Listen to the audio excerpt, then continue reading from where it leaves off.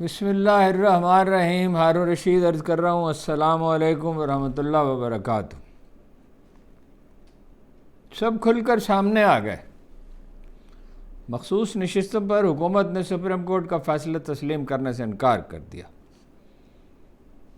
اور کہا جناب اعظم نذیر تارڑ نے، بلکہ فرمایا کہ پارلیمنٹ سپریم ہے، پارلیمنٹ رات کو دن اور دن کو رات قرار دے سکتی ہے، ان کا مطلب یہ ہے، اور چاہے تو گدھے کو گھوڑا اور گھوڑے کو گدھا قرار دے سکتی ہے۔ جسٹس منصور علی شاہ نے پریکٹس اینڈ پروسیجر کمیٹی کے اجلاس میں شرکت سے انکار کر دیا۔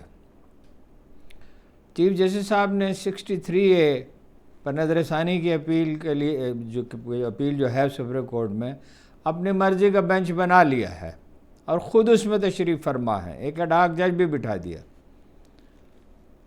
اور واضح ہو گیا۔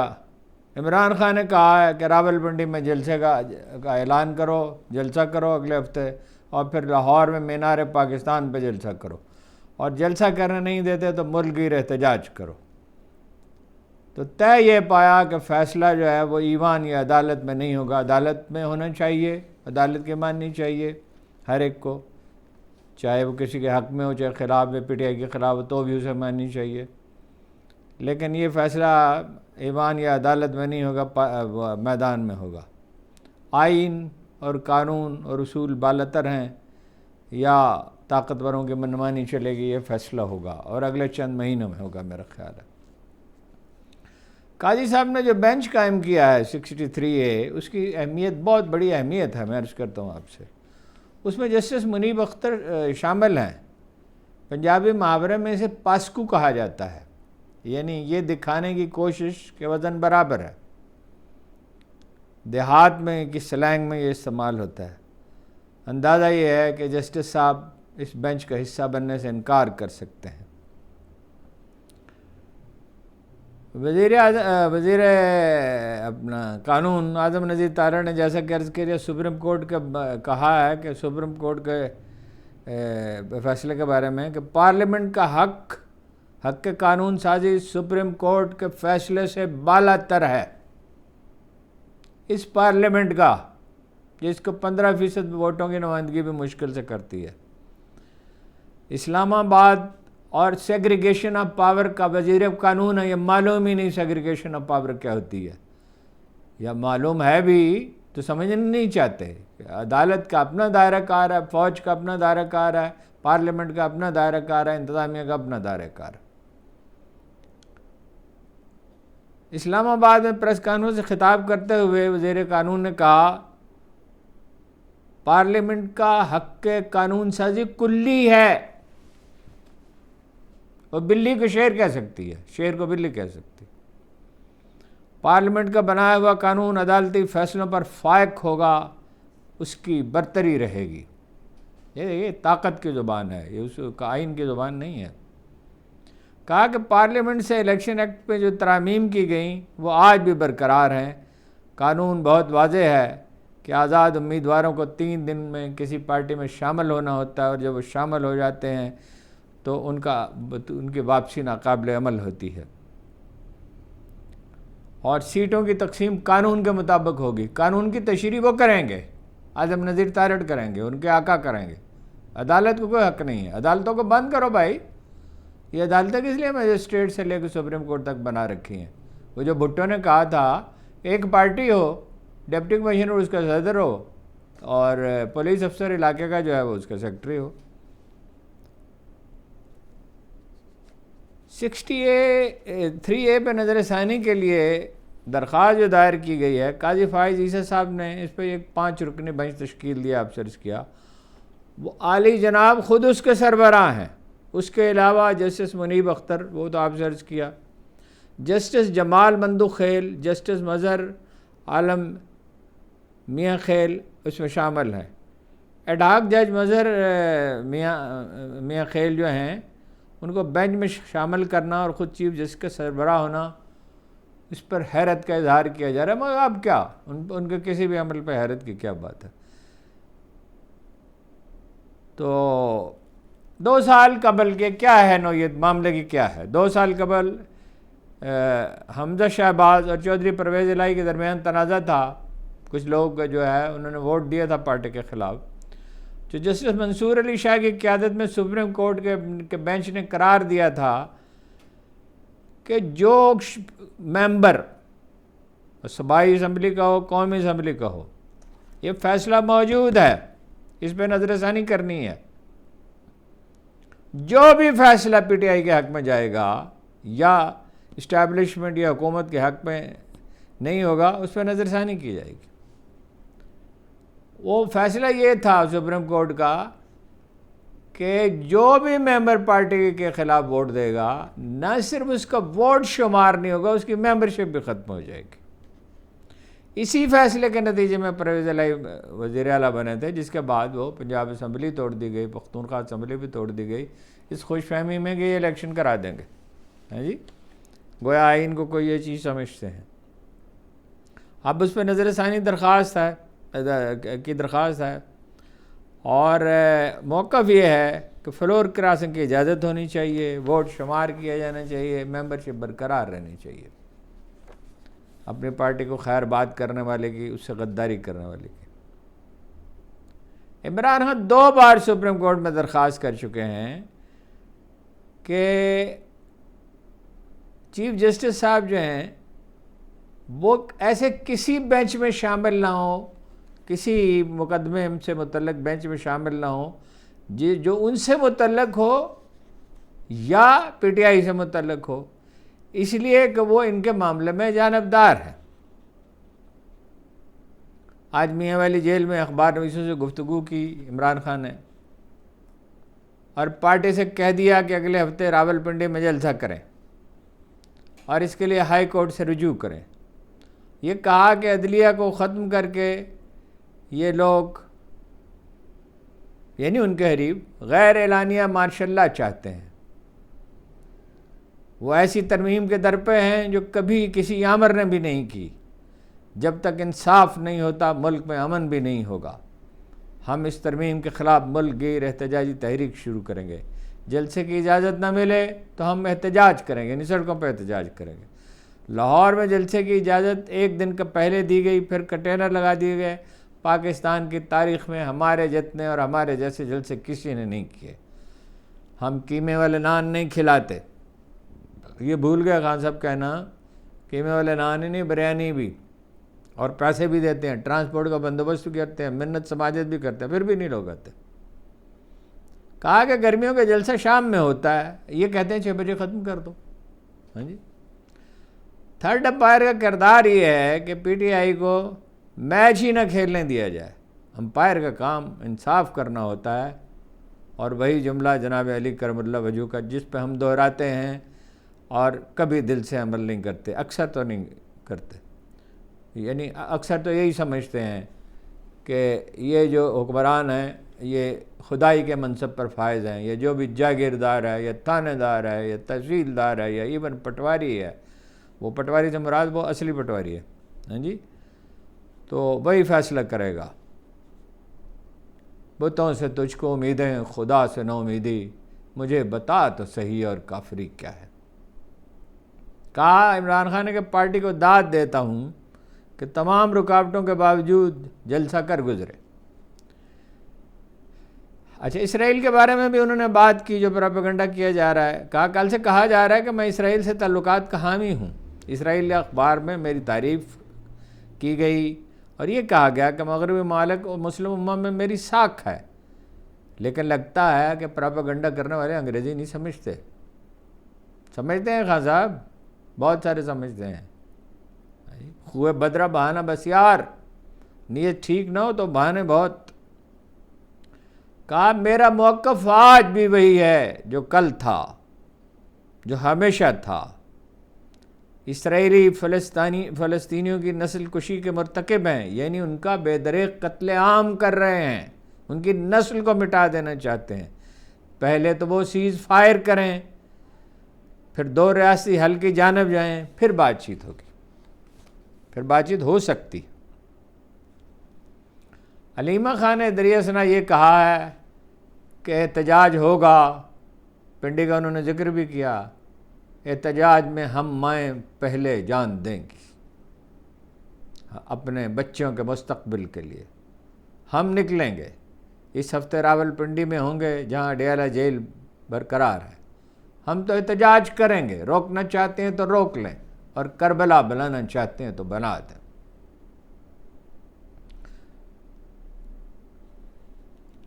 لاہور میں بھی خان صاحب نے کہا جلسہ کریں، جو مرضی ہو۔ اچھا جناب، الیکشن کمیشن جو ہے اس کا اجلاس ہوا، ختم ہو گیا، کیا کہا تھا حافظ نے؟ پے مشورت مجلس آراستن، نشستن دو گفتن دو برخاستن، مشورے کے لیے مجلس برپا کی، بیٹھے باتیں کی، مجلس برخاست کی۔ فیصلہ انہوں نے تھوڑی کرنا ہے، جو انہیں حکم دیا جائے گا یہ کریں گے، چابی کے کھلانے۔ راجہ سکندر سلطان نے، ہمارا رپورٹر صاحب کہتے ہیں، ہمارے ریسرچر صاحب، انہوں نے صدارت کی، وہی صدارت فرمائیں گے، اور جب وہ دن آئے گا جب وہ صدارت نہیں فرما سکیں گے تو کبھی اس ملک میں دھان اور گیہوں کے کھیتوں کا نظارہ نہیں کر سکیں گے۔ جسٹس منصور علی شاہ نے پریکٹس اینڈ پروسیجر بل کے تحت قائم ہونے والی کمیٹی میں شمولیت سے انکار کر دیا، جس سے جسٹس منیب اختر صاحب کو نکال دیا گیا اور ایک دوسرے جج امین الدین خان کو شامل کر لیا گیا۔ انہوں نے کہا ایکٹ کے تحت تشکیل نو کا فیصلہ تشکیل نو نے پریکٹس اینڈ پروسیجر بل کے تحت ایکٹ کا فیصلہ جو ہے، ایکٹ کے تحت کمیٹی کی تشکیل کا فیصلہ فل کورٹ نے کیا تھا، اس میں رد و بدل کا فیصلہ بھی فل کورٹ یا فل کورٹ میں ہو سکتا ہے یا فل بینچ میں ہو سکتا ہے، فل کورٹ بینچ میں، پتہ نہیں اصطلاح کیا مراد فل کورٹ ہی ہے، سارے جج بیٹھے تو فیصلہ کریں۔ جب تک کمیٹی کو اصل حالت میں بحال نہیں کیا جاتا میں شریک نہیں ہوں گا۔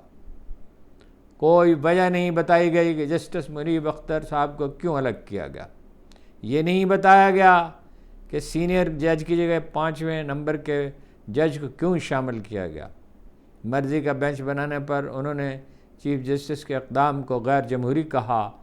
انہوں نے اس سلسلے میں خط لکھا ہے چیف جسٹس کو، 3 صفحات کا خط ہے، 8 پیراگراف ہیں، کانٹینٹ بھی اس کے جلدی آ جائیں گے سامنے۔ اسی اثنا میں جناب امریکی سفیر ڈونلڈ لو نے، یہ ڈونلڈ ہماری قسمت میں لکھے ہوئے ہیں،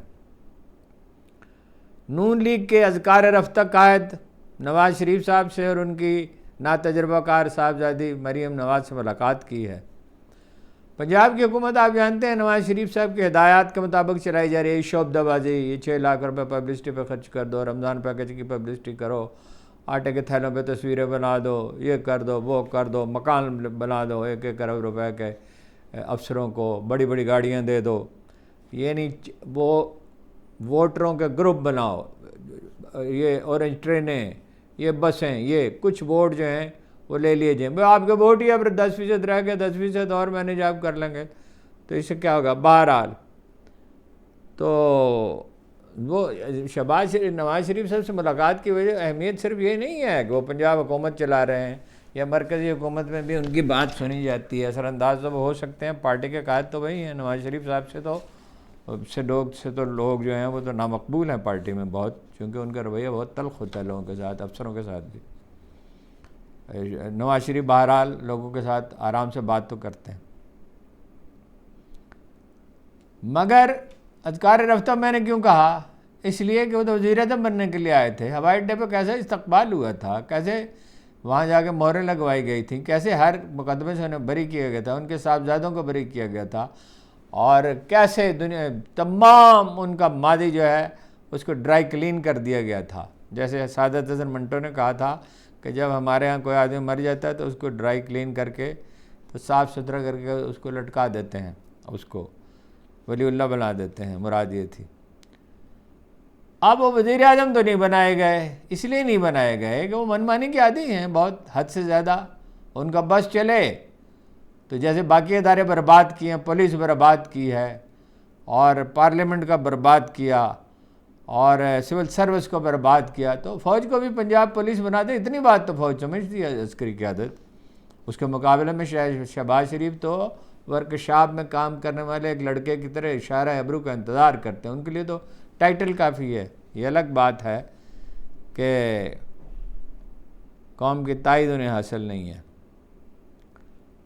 پھر نواز شریف کا مسئلہ یہ ہے کہ وہ اس لیے بھی قابل قبول ہیں کہ وہ امریکی ایجنڈے سے 100% متفق ہیں، خاص طور پہ اس خطے میں بھارت کی بالادستی سے، اور جہاں ممکن ہو اس کی وکالت کرتے ہیں۔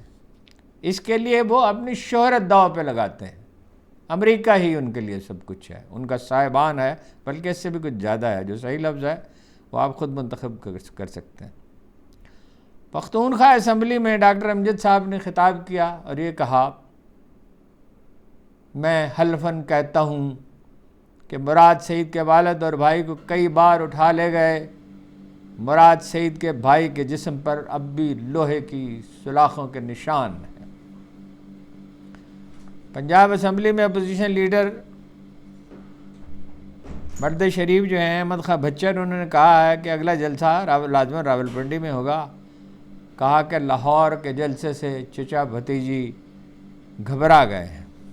گھبرائے ہوئے تو ویسے ہی ہیں بچر صاحب۔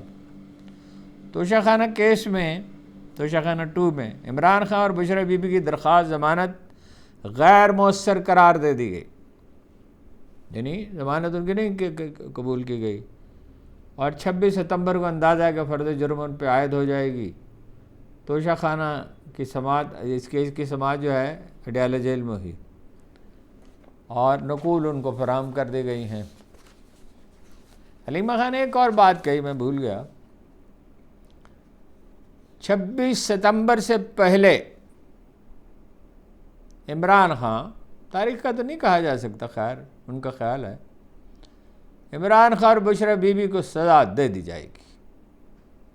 پھر کئی ماہ اپیل لٹکتی رہے گی، خان کو جیل سے وہ باہر نہیں نکلنے دیں گے، یعنی وہ چاہتے ہیں کہ نہ نکلے، باقی اختیار تو کس کا ہے۔ قاضی فائز عیسیٰ موجود ہیں اور ان کے لیے سپریم کورٹ کا نظام تبدیل کیا جا رہا ہے۔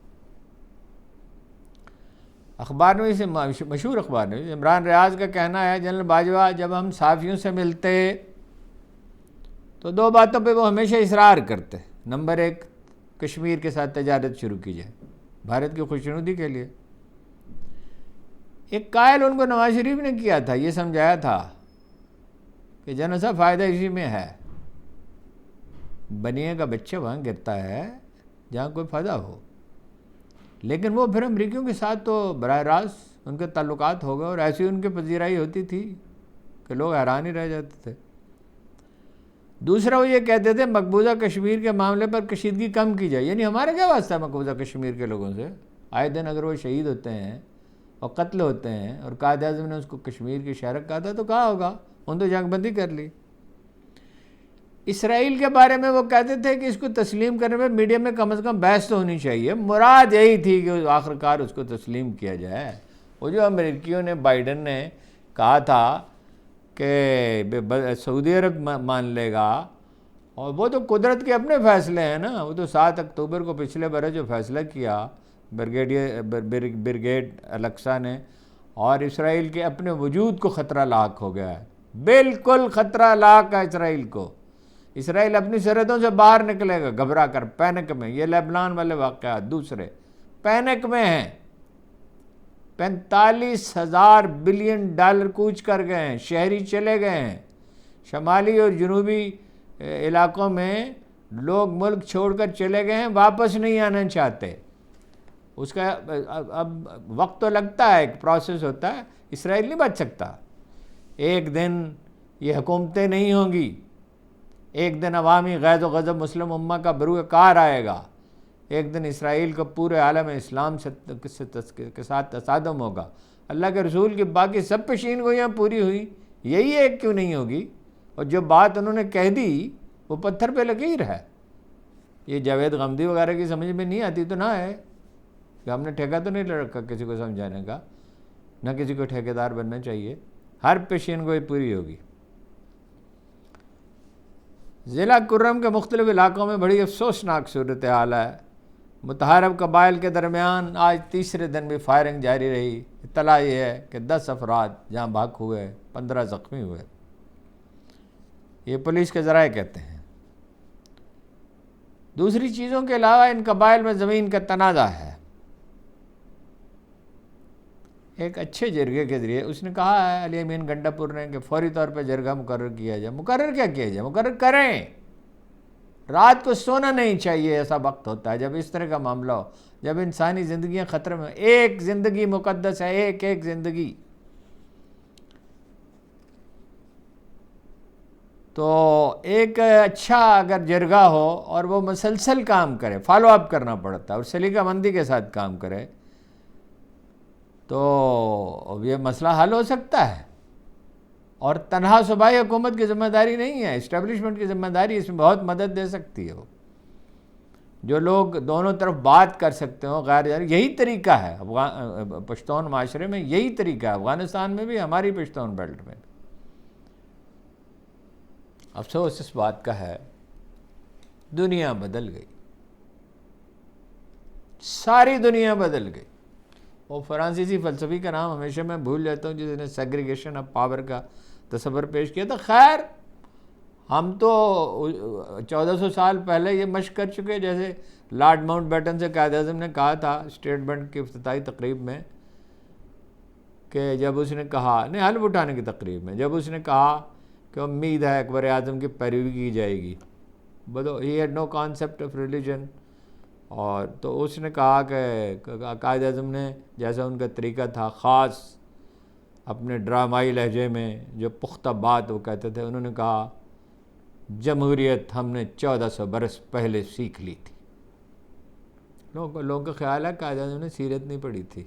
یہ مولوی مظہر علی اظہر قسم کے لوگ کہتے تھے کہ ایک کافرہ کے لیے اسلام کو چھوڑا، یہ کافر اعظم ہے کہ قائد اعظم.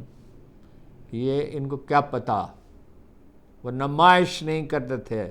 لیکن ان سے زیادہ مضبوط اخلاقی شخصیت کا کوئی شخص اس وقت کے مسلم بر صغیر میں شاید ہو تو گمنام ہوگا. خواجہ مہر علی شاہ کے بارے میں شاید کہہ سکتے ہیں، اقبال کے بارے میں بعض اعتبار سے کہہ سکتے ہیں، لیکن ان کے وہ تو ایک بے داغ لباس کی طرح ان کی پوری زندگی جو ہے وہ اصولوں کی پیروی میں گزری. اور وہ قرآن کریم پڑھتے تھے. پھر محترمہ پڑھتی تھی فاطمہ جناح، اور کھانے کی میز پہ جب بیٹھتے تھے یا فرصت میں کبھی بیٹھتے تھے تو ڈسکشن کرتے تھے. وہ اس کی روح کے مطابق جو زندگی قائد اعظم نے بسر کی. اور علامہ شبیر احمد عثمانی نے کہا تھا آج ان کے ماننے والوں کو اس کا کوئی شعور نہیں ہے. علامہ شبیر احمد عثمانی کے قبیلے کو اور مفتی شفیع مرحوم کے قبیلے کو انہوں نے کہا تھا قائد اعظم 20ویں صدی کے سب سے بڑے مسلمان تھے. اس میں قطعاً کوئی شبہ نہیں ہے جہاں تک عمل کا تعلق ہے. اور جہاں تک باتوں کا تعلق ہے وہ تو 3-4 شیخ الاسلام آج بھی پھر رہے ہیں. میں نام نہیں لینا چاہتا.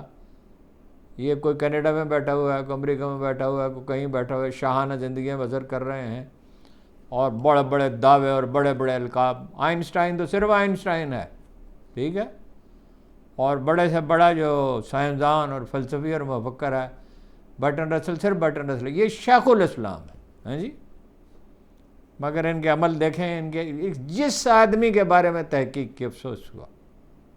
وہ کل آپ کو بتایا تھا دو دیوبندی علماء میں ایک ہی مکتبہ فکر کے ہیں، ایک ہی بات کہتے ہیں، ایک ہی ان کے بزرگ ہیں، ایک ہی نقطہ نظر ہے، ایک ہی تاریخ ہے، ایک ہی اپروچ ہے، ایک ہی انداز اور اسلوب ہے. وہ فتویٰ جڑ دیا ایک نے دوسرے پر. ہاں جی، اور وہ بیچارے کی زندگی خطرے میں ڈال دی. دنیا بدل گئی. ہم اب تک قبائلی زندگی جی رہے ہیں، جاگیردارانہ سماج میں رہ رہے ہیں. اللہ ہم پر رحم کرے. بسم اللہ الرحمن الرحیم. بات مکمل ہو گئی تھی کہ 2 خبریں ابھی آئیں. ایک تو یہ کہ جسٹس منصور علی شاہ نے لکھا ہے، جناب چیف جسٹس کو انہیں یاد دہانی کرائی ہے کہ بطور سینئر ترین جج پریکٹس اینڈ پروسیجر ایکٹ کے تحت لائی گئی اجتماعیت اور شفافیت اور مکمل یقین رکھتے تھے.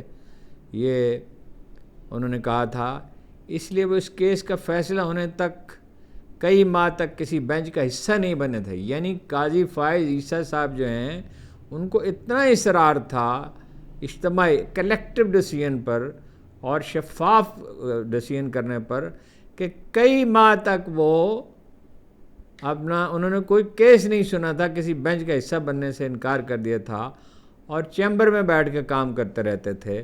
چیف جسٹس بننے کے بعد پہلا کیس یہی مقرر کیا تھا اسی موضوع پر۔ دوسری طرف الیکشن کمیشن نے سپریم کورٹ کے فیصلے پہ سخت رد عمل دے دیا ہے۔ وہ تو اجلاس کی کارروائی ابھی تو معلوم نہیں تھی جب میں پروگرام کر رہا تھا۔ کہا ہے کہ سپریم کورٹ کے فیصلے نے الیکشن ایکٹ کو غیر فعال بنا دیا ہے، یعنی سپریم کورٹ کو کوئی بتائے گا، کوئی ٹیچر نکلے اور جا کے وائس چانسلر کو بتائے پنجاب یونیورسٹی کو کہ آپ کو حق نہیں یہ فیصلہ کرنے کا، یہ میں کروں گا، کوئی ڈین کوئی ٹیچر کوئی کہے۔ سپریم کورٹ نے الیکشن کمیشن کو ٹیک اوور کر لیا ہے۔ کیا ٹیک اوور کیا ہے؟ سپریم کورٹ نے اپنا فرض ادا کیا ہے۔ الیکشن کمیشن اب کس قانون کے تحت کام کرے؟ جس قانون کے تحت اسے کرنا چاہیے۔ سپریم کورٹ جو ہے وہی سپریم، اس کا نام ہی سپریم کورٹ ہے، the final court. Supreme court اب الیکشن کمیشن کو خود چلا لے۔ یہ دیکھیے تانا زنی، جھگڑالو عورتوں کی طرح، گنوار عورتوں کی تانا زنی، اپنی برانچ بنا لے اب الیکشن کمیشن کو۔ الیکشن کمیشن کو مکمل طور پر ناکارہ کر دیا گیا۔ ناکارہ کیا ہے؟ تخریب کار الیکشن کمیشن ہے یہ۔ معاف کیجیے گا یہ اضافہ کرنا پڑا، بہت بہت شکریہ۔